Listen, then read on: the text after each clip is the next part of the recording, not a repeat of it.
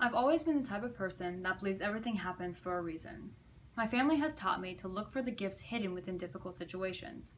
Now, looking for these gifts while you're in the difficult situation is really hard, but looking back on them has shown me that my family was right. Now, I'm going to tell you my story about how mono led me to the greatest gift I could ever ask for.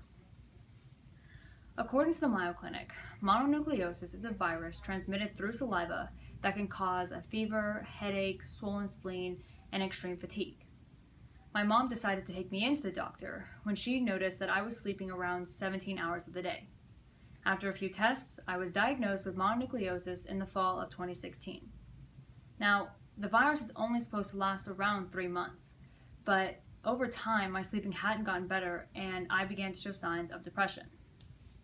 I started to lose interest in things like eating, going to school, or spending time with my family. I would go into my room and cry for hours on end. My family would force me to come out, but I just felt miserable the entire time. I began to cry at school, and I noticed that this behavior isn't like me. I've always had anxiety, and I've always been overwhelmed by certain things, but at this point, my anxiety was spiraling out of control, and I didn't know how to manage. I felt alone, like I was separated from the world and had no one to turn to. I just felt out of control. I wanted to feel something other than stress and sadness. So when my mom found out that I tried to hurt myself, she decided to take me to seek professional help. I was doing therapy at school and taking medicine, but I honestly didn't feel that it was doing much.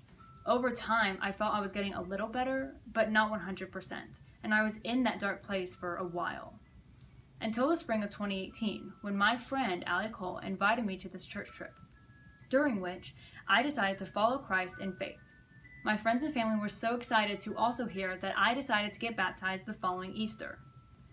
This decision was the best decision I've ever made.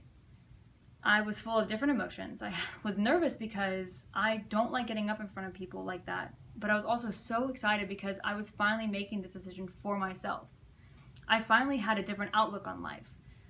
Even now, my grandmother has recently passed on, and my boyfriend of 2.5 years just broke up with me.